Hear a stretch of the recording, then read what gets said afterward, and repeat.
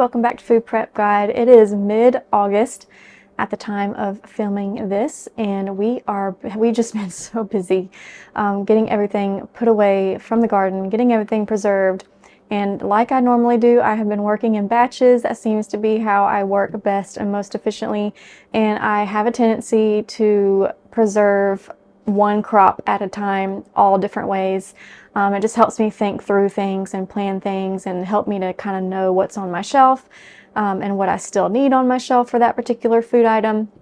So this video is going to be all about peppers because that is what we have been working on for the last several weeks, putting them all up in different ways. They are still coming on. I was just out there the other day doing a little bit of pruning.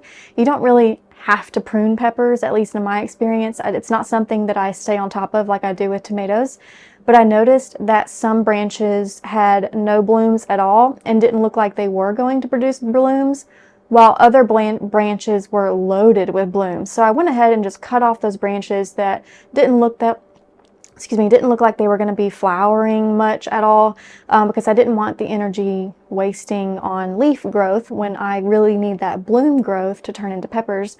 And about a few days after I did that, that same day after I pruned, I fed them a little bit with some fish fertilizer, some liquid fish fertilizer. I diluted like a little shot glass full of fish fertilizer in a gallon of water, and then used that to water my entire 50-foot row. And within a few days, every single pepper plant was loaded with blooms, and now those blooms are already starting to produce little peppers. So it seems like we are going to get a second wave of peppers. So next year, I am noting that down in my journal that I need to prune and fertilize with fish emulsion kind of towards the end of the season, when I think it's the end of the season, and to kind of encourage that second wave, because that seems to be what's happening. And I'm really excited about that because that's like double the harvest on the same amount of plants. So we'll see, but it's kind of a bittersweet thing because I'm kind of done. I'm kind of ready to be done with peppers. I'm ready to be done with tomatoes, but at the same time, it's just such a blessing. And if it's going to come in, I'm going to be a good steward of it and get it put up and preserved. So in this video, we are going to be doing pickled peppers. We're going to be just freezing some pepper packs for like fajitas and skillet dinners. We're going to be working them into a delicious sandwich spread that my mom told me I should name not just sandwich spread because it can be used all different ways. So I'm going to talk to you about that particular recipe. It's the first recipe that I've ever created myself for canning, and I'm going to talk to you about all the different ways that we are using it, because that has just been the winner as far as putting up peppers this year. And of course, we are going to be freeze drying some, because who doesn't love quick chopped peppers already ready to just sprinkle into your pastas and skillets and pizza toppings and all of that. So we're putting up peppers a lot of different ways this year, and you will see all of that in the footage that you're about to see. So let's just go ahead and jump right into it. By the way, if you would like help building your food storage, scroll down to the description box of this video and click this link for our free 1-year food storage plan. We calculated a year's supply of food for one person, then broke that data down into a week-by-week list of items to build your pantry on a budget. We'll send it straight to your inbox. If you're new here, we invite you to subscribe and hit the notification bell so you don't miss all of our upcoming food preservation, pantry storage, and gardening tutorials. Now back to the kitchen. For this first project, we're just going to freeze some sliced peppers. I just call these pepper packets. We use them for fajitas and quesadillas and sheet pan dinners. So I will always vacuum seal whenever I freeze something, just because I'm not sure how long it will take for me to get to it, and I don't have to worry about it getting freezer burned. So I always vacuum seal. I cut one bag and then use that one bag as my template to cut several bags at a time. There are bags that come pre-made for you, but I like to purchase the bulk rolls of just the plastic and make the bags myself. It's just as simple as pushing a button and sealing one end, and that way it just saves me some money. I will link in the description box below the type of rolls that I use. I use an off-brand, and they work just fine because the Food Saver brand, let's face it, it's just a little bit more pricey than the others. But these bags are fantastic. So to freeze the peppers, all I do is de-seed them and cut them into long, thin strips. Every now and then I will dice them, but I find that when it comes to freezing, I am most often using these in fajitas and sheet pan dinners, and the long, skinny strips just work so much better for that. In the future project that you will see in this video, I do dice them up, but that's like for a different use case. It's for different recipes. And so these freezer peppers just tend to do better in long, thin strips like this. As far as the type of peppers, these are the Marconi Rossi, the giant Marconis, actually. Yeah, giant Marconi is what these peppers are, and they are my absolute favorite. They're my favorite for how prolific they are, and they're my favorite for taste, but by far they are my favorite for dealing with processing because they are very large and very fleshy, and I'm not dealing with too terribly many seeds. That is my number one frustration with processing peppers is all of the seeds. I don't like the seeds ending up in my final product, and it can be kind of really frustrating to trying to get all those seeds out. But when you have a pepper that is just naturally far more fleshy than it is seedy, makes it a whole lot easier. So the giant Marconis are my favorite here, and that's usually what I'm going to be using for my fajita peppers. But using a vacuum sealer is just as easy as pushing a button. I do recommend getting one with the attachment port so that you can vacuum seal your mason jars and things. These will just go into the freezer and they'll be there when I'm ready for them. This next project, I mentioned that I do dice up my peppers, and that is when I am dehydrating or freeze drying them. I use my food processor to make this a breeze, and then onto the freeze dryer trays they go, depending on what appliance is not in use at the moment. On this day, my freeze dryer was available, so I loaded up my trays. You can see I just mix and match all the different colors. I'm not concerned about that. In fact, I pour them into this big bowl and mix them even further. I like having a mixture of green and reds in my peppers.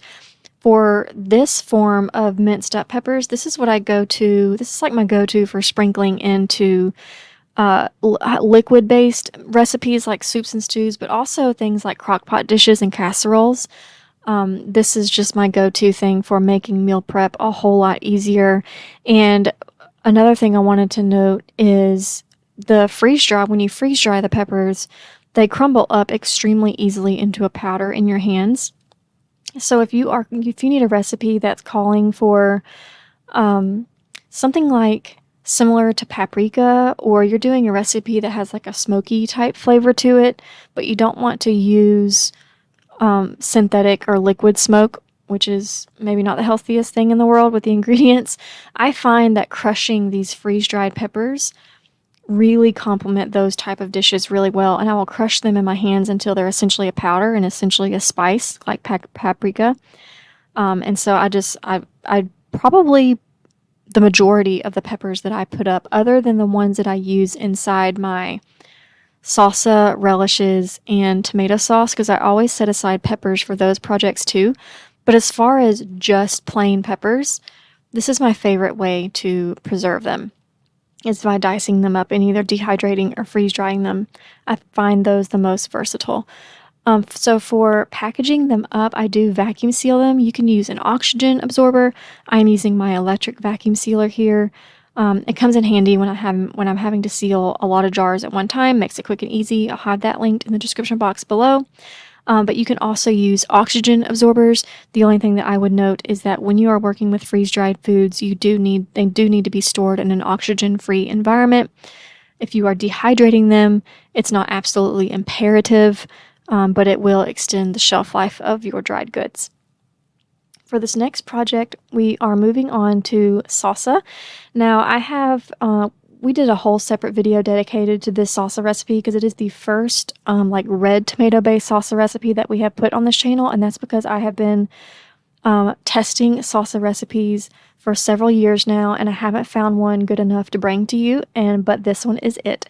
So we do have that whole video dedicated to that. I will link it in the description box below. So in this video, I'm not going to go through every single step, but I do want to go ahead and list all the ingredients here for you. So I'm going to read the recipe as we continue to move through this process.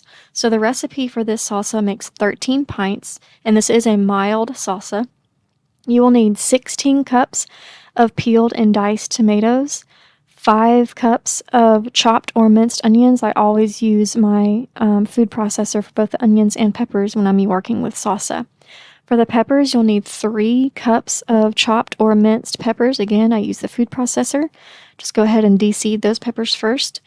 Next, you'll need 10 teaspoons of minced garlic. You can use you can use a whole clove. You can use the garlic that's ready in the fridge, like in water. I had put my whole harvest up this year with freeze-dried garlic. So what I did is, before I started cutting up that onion, I went ahead and measured out the teaspoons of garlic, let it sit in water, and then drained it. That's why you saw me scoop it in there with a strainer, and that has been working fantastic. I will always freeze-dry my garlic from here on out because it is just really useful and handy. Next is our seasonings. We need 4 teaspoons of cumin, 3 teaspoons of pepper, a 1/4 cup of salt, and you'll want that to be salt that doesn't have any anti-caking agents in it, and 2/3 cup of sugar, and 2 cups of apple cider vinegar. I'm going to pause here and just note that I highly recommend sticking to this apple cider vinegar instead of white distilled vinegar. I know there are plenty of recipes that call for apple cider vinegar, and I will simply swap out white distilled vinegar just because that's usually what I have on hand. But on this particular recipe, I really believe that it is the apple cider vinegar that makes this salsa so good. So I highly recommend, if you make this salsa, to stick to that apple cider vinegar. So like I mentioned, we need 2 cups of that apple cider vinegar. Next, we need 2 16-ounce cans of tomato sauce. For the last 2 batches that I've made, I've had 29-ounce cans on hand, and that's only a couple of ounces short of the total tomato sauce that we need. And I have just been using one 29-ounce can of tomato sauce, and that has been working out fine. So you can use one 29-ounce can of tomato sauce or 2 16-ounce cans of tomato sauce.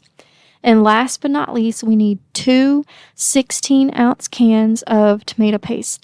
Now, when I last went to the store to get some more paste for the next batch that I make multiple batches of this year. I could not find 16 ounces, so just know that you need to aim for a total of 32 ounces if you can't find the 16 ounce. Just get as many cans as you need to equal around 32 ounces of tomato paste. Give that all a good stir, and then we just need to bring that to a boil. Tomatoes do have a tendency to scorch the bottom of pots, especially stainless steel pots like this one. So you definitely want to give it a good stir, and when you bring it to a boil, make sure you're stirring it pretty good to avoid scorching the bottom. We want to boil that salsa for 10 minutes. Once that's done, you can take it off your heat, let it come down in temperature just a little bit so that you can fill your jars without burning your hands or anything like that. We need to fill the jars to 1/2 inch of headspace. Go ahead and debubble, and then you'll want to wipe your rims as always. Make sure we get a good seal. And then you'll want new, clean lids on, and then your rings on to fingertip tight, as always. And we need to water bath can this recipe for 15 minutes. And I do want to mention that since this is water bath canning, you want to be careful not to increase the amounts of the peppers, onions, or garlic in this recipe, because those are the low acid ingredients. And this salsa recipe is only safe for water bath canning if you stick to those ratios of low acid ingredients to high acid ingredients. This recipe needs to water bath can for 15 minutes, but that is at 1,000 feet elevation or below. So if you are above 1,000 feet elevation or more, you will need to reference a chart at the National Center for Home Food Preservation. I always get tongue-tied on that one. But reference that if you are above 1,000 feet elevation, because you'll need to add time, and I'm not sure how much time. It usually goes up in 5-minute increments. But here it is. This is the only salsa recipe I will need from now on. Highly encourage you to try it if you have been looking for a yummy salsa recipe. The next project is going to be what we are calling not just sandwich spread. Now, I'm going to just kind of chop tomatoes and chop onions and chop peppers and talk to you about this recipe because this is a recipe that I have created. And on this channel, we encourage everyone to stick to tested, proven safe recipes if you are new to canning. That's because as you cook and can with tested, proven safe recipes, it is essentially teaching you what is safe and what is not safe. So if you are brand new to canning, I don't recommend trying this recipe because, like I said, it is not tested. I created it. But if you are a seasoned canner and you understand the safety guidelines, you understand how you can tweak while remaining safe. We don't necessarily, when we're canning and trying to create our own recipes or tweaking, we don't just throw anything into a pot and call it good. I am very, very careful with how I tweak recipes, and I am very, very careful with my acidity levels. I have pH strips on hand to test the pH. I want to add that disclaimer here that this is not a tested recipe.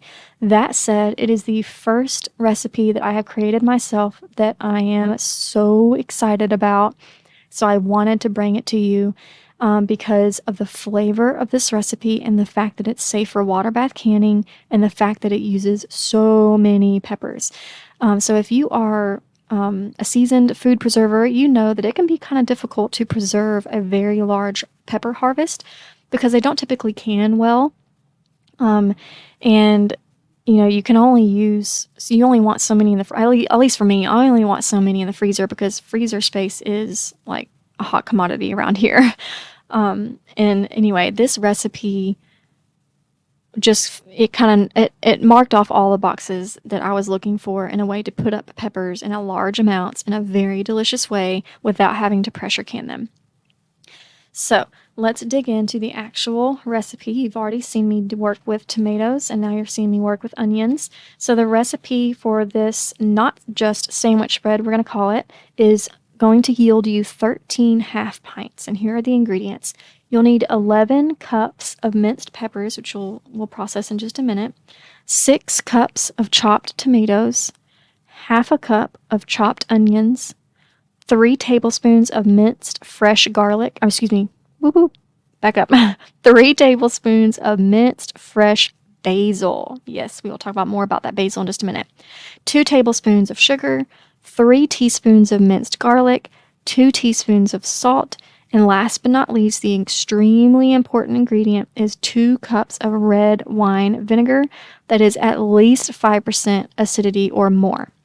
That is what's going to make this recipe safe for water bath canning, but I do not want anyone to make this recipe without having pH strips on hand because the acidity of our foods can vary dramatically, and I wouldn't serve this recipe to my own family without having pH strips on hand and testing the pH strips. I'm going to show you how to do that on this recipe. I'm going to give you all those details, but that is the recipe. Let me talk to you real quick about how we use this. I call it not just sandwich spread, and that's because when I first saw this recipe, it was on a social media group, and it was called sandwich spread, and everyone was raving about it, and everyone was talking about how they were enjoying canning it. But the problem was I could glance at that recipe and immediately know that it was not safe for water bath canning, and yet people were doing it. The reason why is because of how heavy the peppers are in this recipe. Peppers are a low acid ingredient, and they have to be acidified if they are to be water bath canned. And so I didn't want to use that recipe, but I also didn't want to completely toss it out because I could tell the flavors were like there was something special about this recipe that I wanted. And so I tweaked it. I played around with it. I followed a ratio as set forth by the National Center for Home Food Preservation. They have a choice salsa recipe, and all the ingredients in that recipe is tomatoes, peppers, garlic, and lime juice.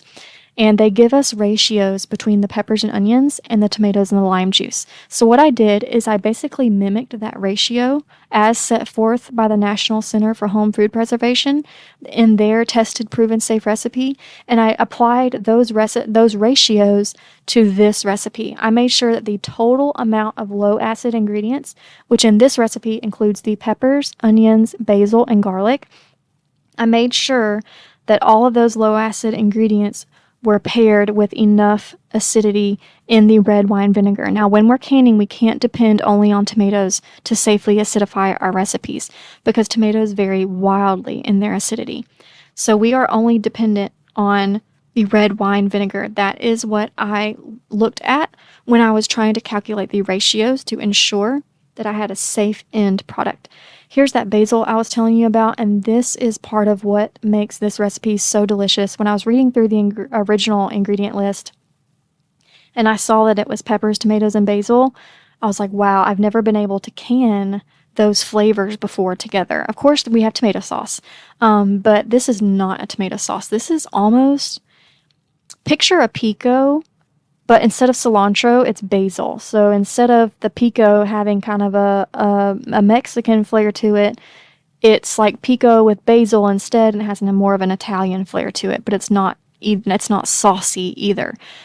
So how in the world are we going to use this stuff? So this is what is most exciting to me, is I've already been able to use it in so many ways. One of my favorite ways that we've used it so far is mixing a half-pint jar with some mayonnaise, about a cup of mayonnaise, and using that as the sauce or the base for cold pasta salads. That has been lovely. It is fantastic as a sandwich spread. I make sandwiches with pesto all the time, and now it's nice to have another option to put on sandwiches, because it does have that, it has like a bruschetta. Bruschetta, that's the word I was looking for earlier.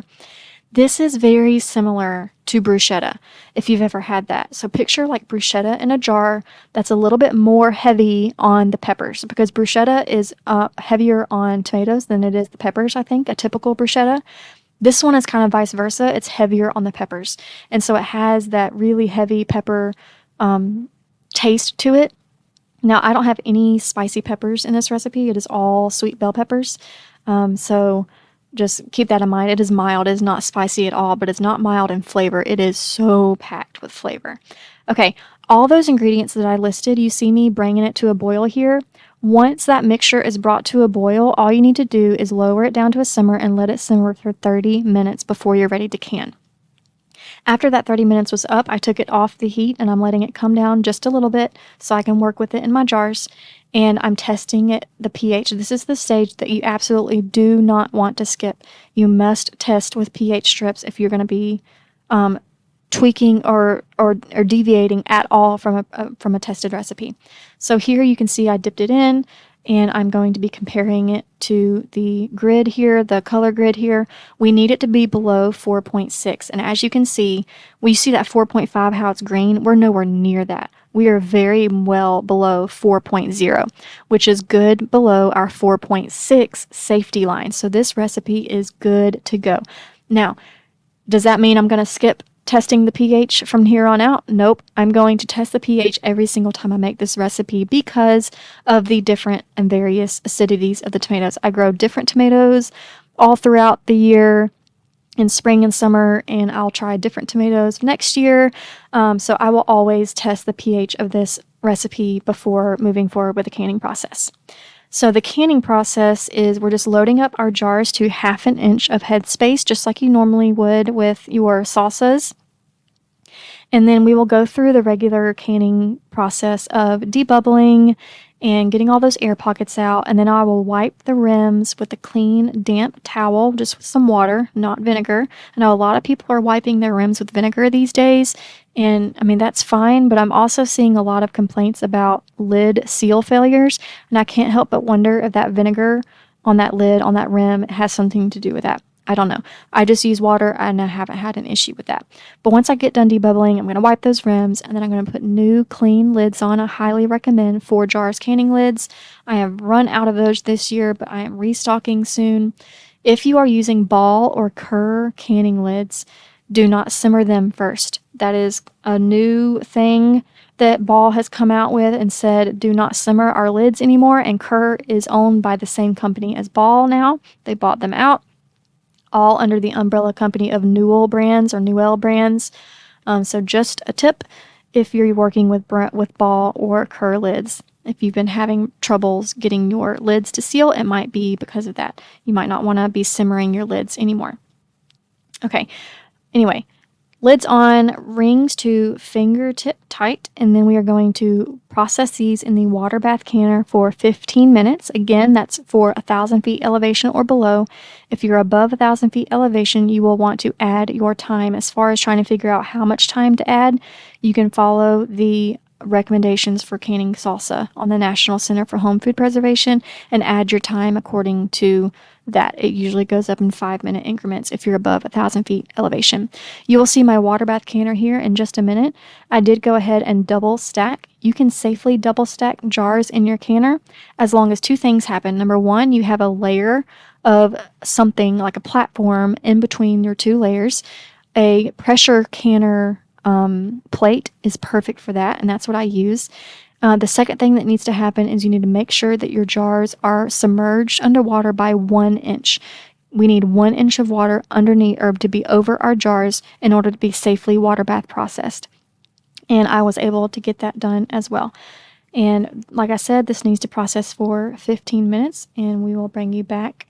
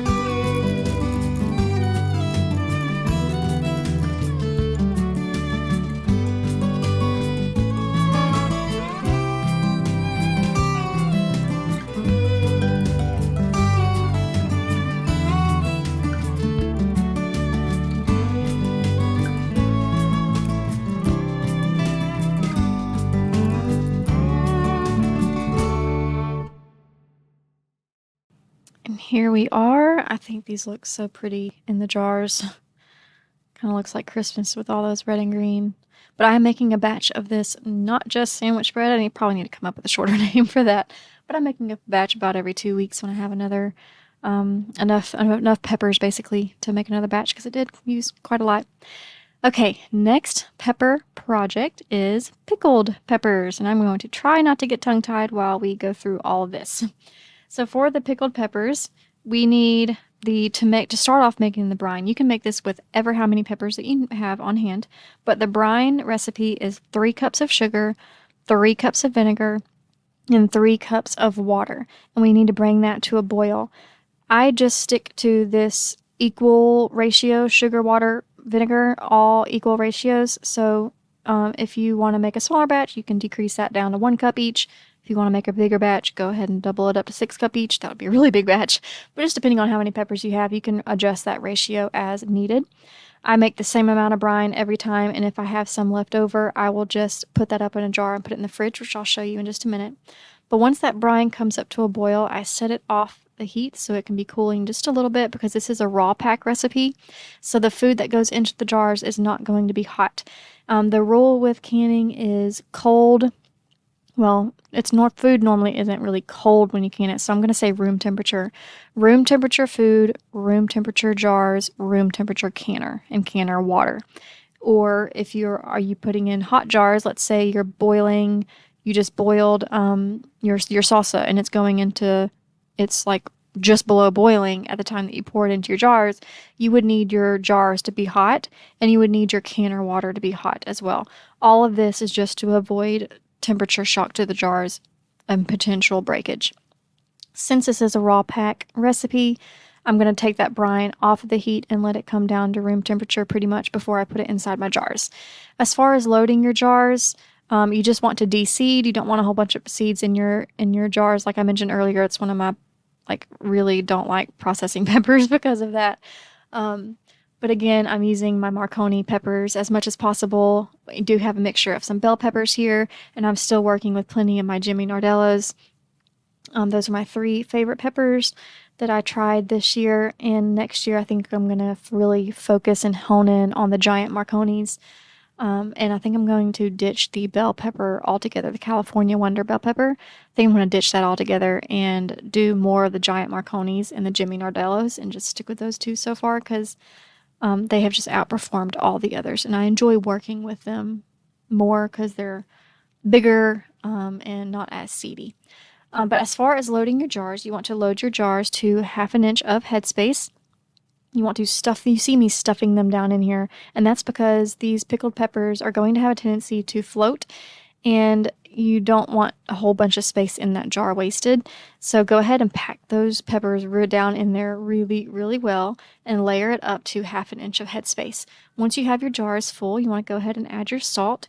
You don't want to put the salt in the brine, you want to put the salt directly into your jars, and you want to add 1/4 teaspoon of salt per 1/2 pint, or 1/2 teaspoon of salt per pint. And this is canning salt, which is just salt that has no added ingredients, no additives, and no anti-caking agents. I'm using my steam canner for these pickled peppers. It's my favorite thing to use for recipes that need to process for like less than 15 or 20 minutes. And you just basically pour your water in to where it's level with those tab holes you saw me tapping on.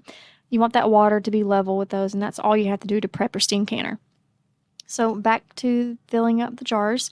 You want to fill up your jars with the brine, again to 1/2 inch of headspace. You see a couple of these jars where the peppers are peeking up above that 1/2 inch headspace line. Ideally, you would want to cut those off and keep your product at 1/2 inch of headspace. I've worked with canned goods for several years now, and I know that during the canning process of these peppers, they're going to shrink and flop over. So like right now, they're really stiff, and that's what's causing them to stay up above that 1/2 inch headspace line, even though I originally stuffed them down to the 1/2 inch headspace line. When they process, they're going to get floppy, and they're going to settle down into the jar, and it's not going to be an issue. But still, we do want to be precise when we're canning, so I just wanted to mention, you see these peppers sticking up. It would be, in a perfect world, you would go ahead and snip those off, or just take out that piece that keeps floating above that 1/2 inch headspace line. Okay, once we are done with that, we want to move on to debubbling. It can be kind of hard to debubble peppers, because like I said, they are kind of hard to deal with, and they keep wanting to float above that line, but still we want to debubble and then adjust your headspace and take out any peppers that just are being stubborn and don't want to stay in the jar. Then it's just a matter of moving forward through the typical canning steps, and that is, after debubbling, to wipe the rims of your jars with a clean, damp rag of water, and then put new, clean lids on, and then your rings to fingertip tight. If you're not sure what fingertip tight means, picture a clock and go from 12 to 3, basically a quarter turn, after you hit that point of resistance. So you screw the band down until you start feeling resistance, and then I go a quarter turn more, kind of like from at the hands of a clock, going from 12 to 3. At that point, they are ready to go into the canner, but I wanted to show you what I do with the leftover brine. I mentioned that I make the same amount of brine every time, no matter how many peppers that I have, and that's because I like to just put this brine in the refrigerator and use it for the next batch of pickled peppers that I do. Or you can use it for quick refrigerator peppers instead of canning them. Like if you just want to not can and just snack on them, just be sure to label it, because I don't know about you, but I have several brines that end up in my refrigerator throughout the summer season. So I labeled that pepper brine, and that will be there for the next time that I have some peppers come into the house and I need to preserve them quickly. So for the steam canner, as far as loading them, you just want to put them in a circular pattern so that they are away from the edge enough for that dome to sit flush with the canner. You want that dome to sit completely shut to where there's no gaps. There's a vent pole at the back, and you want that to be facing at the back away from you. And go ahead and turn your canner up to high heat, just like you would normally. You don't start your processing time until that green needle hits the green zone for your elevation. I marked where mine is, so whenever that needle hits that area, I know we're good to go. And that's when you can start your processing time. These pickled peppers need to process for 10 minutes at my elevation. That wraps up our pepper preservation. Stay tuned for a big tomato preservation day coming up shortly. Hope y'all enjoy, and we'll see you next time. Bye!